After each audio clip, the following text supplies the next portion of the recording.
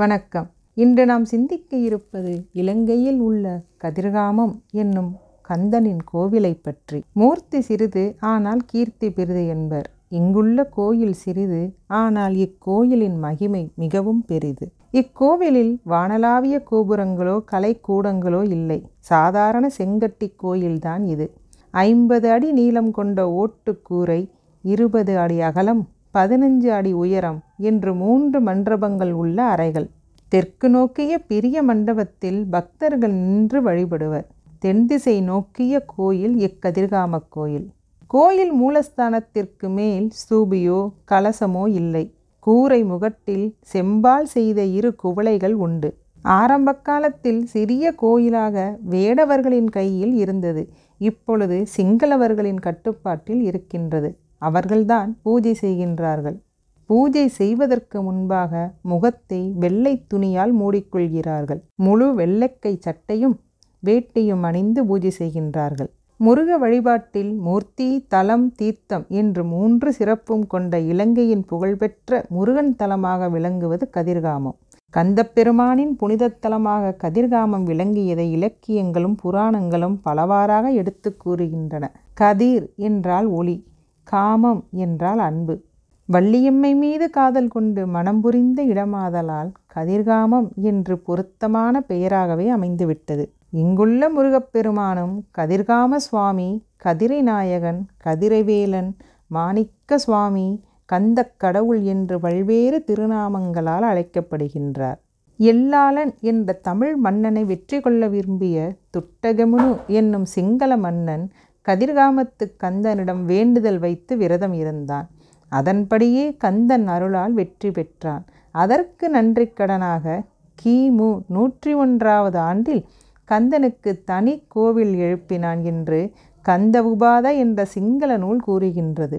மேலும் இலங்கையில் சோழராட்சியில் சிறைப்பட்டிருந்த சிங்கள மன்னன் 5ஆம் மகேந்திரனும் அவனது மனைவியும் கதிர்காம முருகனிடம் விடுதலை வேண்டி விரதம் இருந்தனர். கந்தன் கருணையால் விடுதலை பெற்று சோழ மன்னனை இவர்கள் துரத்தியதாக மகாவம்சம் என்ற நூல் குறிப்பிடுகின்றது.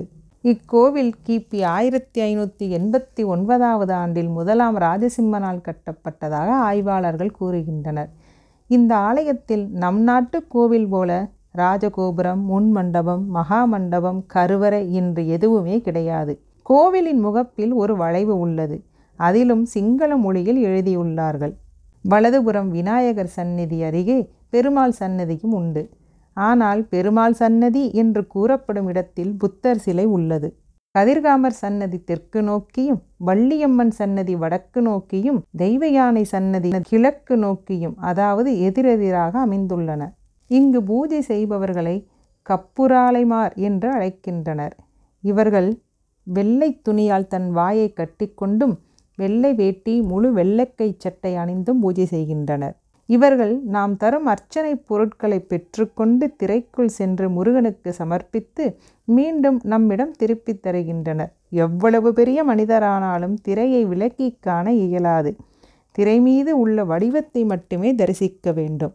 அந்த திரையில் வள்ளி தெய்வானை சமேத கந்தனின் ஓவியம் வரையப்பட்டு இருக்கின்றது. கதிர்காமத்து கந்தனின் புகழை கேள்விப்பட்டு பெரிய எதிர்பார்ப்புடன் செல்லும் நமக்கு அவரை காண இயலாததும், கோவில் எளிய வடிவத்தில் அமைந்து இருப்பதும் சற்று ஏமாற்றமாகத்தான் இருக்கும். என்றாலும் கந்தனின் சக்தியும் அருளாற்றலும் அதை ஈடு செய்து விடுகின்றது. இக்கோவில் திருவிழா காலங்களில் சன்னதிக்குள் இருந்து என்ன என்றே அறிய முடியாத ஒரு பொருளை பெரிய துணியில் மூடி யானை மீது உள்ள பெட்டியில் வைத்து இறுக கட்டி விடுகின்றனர். இது முத்துலிங்க சுவாமி அமைத்த எந்திரம் என்று கூறுவோரும் உண்டு. அந்த பெட்டி வள்ளியம்மை கோவிலுக்கு சென்று திரும்பி வரும். சிங்களவர்களின் ஆட்சியின் கீழ் வரும் வரை தமிழர்களால் சைவ முறைப்படி முருகப்பெருமானின் திருவுருவத்தோடு பூஜைகள் நடந்து வந்துள்ளன. அதன்பின் சிங்களவிடம் கோவில் கைமாறியது. அவர்களுக்கு நமது வழிபடு முறைகள் தெரியாததால் கருவறையை திரையிட்டனர் என்றும் கூறப்படுகின்றது. ஆதிகாலத்தில் இலங்கையும் தென் பாரதமும் ஒன்றாய் இருந்தபொழுது, அதாவது கொடுங்கடல் கோளினால் சுனாமியால் இலங்கை தனிப்பட்ட தீவு ஆகும் வரை இந்தியாவின் பல பாகங்களில் இருந்தும் முருக பக்தர்கள் கந்தனை வழிபடுவதற்கு கதிர்காமத்திற்கு வந்திருக்கின்றார்கள். கடல் பிரிவு ஏற்பட்ட பின் கடல் கடந்து யாத்திரை செய்ய முடியாதவர்கள் திருச்செந்தூரில் கந்த வழிபாடு செய்தனர். பிராமண குலத்தினர் கடல் கடந்து யாத்திரை செய்தால் அவர்கள் தூய்மையற்று விடுவார்கள் என்று சாஸ்திர விதியுண்டு. இதன் காரணமாக திருச்செந்தூர் பிரபலமடைந்து கதிர்காமம் கைவிடப்பட்டது பிற்காலத்தில். இங்கு முருகனுக்கு தேங்காய் பழம் படைத்து தீபாராதனை காட்டுவார்கள். பழத்தை நறுக்கிதான் பூஜை செய்வார்கள். மலை மீது கதிர்வேல் இருக்கும் திசையை நோக்கியும் தீபாராதனை காட்டுவார்கள். பொதுவாக இங்கு விபூதி வழங்கப்படுவதில்லை. தமிழர்களை கண்டால் மட்டும் விபூதி கொடுப்பார்கள். இலங்கையிலும் சூரன்மலை, வள்ளிமலை இருக்கின்றது. அதையொட்டிதான் கதிர்காமம் மலையும் இருக்கின்றது. திருக்கயிலை மலையும் கதிர்காம மலையும் ஒரே நேர்கோட்டில், அதாவது தீர்க்க ரேகையில் வரும் திருத்தலமாகும். ஒரு காலத்தில் விக்கிரகங்கள் வைத்து வழிபட்ட திருத்தலம்தான் இது. கனகமாணிக்க வடிவேலவனே என்று அருணகிரிநாதர் பாடியிருக்கின்றார். ஆனால் தற்பொழுதுதான் விக்கிரகம் இல்லை, ஓவியங்களாக வழிபடுகின்றோம். இச்சாமி என்னும் மகான் ஒருவர் மந்திரபூர்வமாக விக்கிரகத்தை ஒரு பெட்டியில் வைத்திருப்பதாக சொல்கிறார்கள். கோயிலில் 7 திரைகள் இருக்கும். முதல் திரையில் முருகனின் ஓவியம் இருக்கும். அதை தாண்டி மற்ற திரைகளில் என்ன இருக்கிறது என்று தெரியாது. 7வது திரைக்கு பின்னால் தான் அந்த பெட்டி இருப்பதாக சொல்கின்றார்கள். கதிர்காமத்தில் வேட்டுவ குலத்தில் பிறந்தவள் தான் வள்ளி என்றும், சூரனை வதம் செய்ய வந்தபோது வள்ளியை சந்தித்து முருகன் திருமணம் செய்து கொண்டதாகவும் ஈழச் சமய வரலாறு கூறுகின்றது. திருப்புகழிலும் அருணகிரிநாதர் வனமுறை வேடன் அருளிய பூஜை மகிழ் கதிர்காமம் உடையோனே என்று பாடியிருக்கின்றார். முருகன் வள்ளியை சந்தித்து காதல் கொண்டு கரம் பற்றிய இடம் தொண்டை மண்டலத்தில் உள்ள வள்ளிமலை என்றுதான் நாம் நம்பிக்கொண்டு இருக்கின்றோம். ஆனால் ஈழத்தமிழர்களின் நம்பிக்கையோ வேறு. முருகன் பிறந்தது வேண்டுமானால் தமிழ்நாட்டில் இருக்கலாம், ஆனால் மனம் முடித்தது கதிர்காமத்தில்தான். எனவே முருகன் ஈழத்து மாப்பிள்ளை என்கிறார்கள் ஈழத்தமிழர்கள். கதிர் என்றால் ஒளி, அதாவது வெளிச்சம். காமம் என்பது கிராமத்தின் திரிவு, அதாவது கதிர் கிராமம் என்பதுதான் கதிர் காமம் என்று பிற்காலத்தில் தெரிந்ததாக இவர்கள் கூறுகின்றனர்.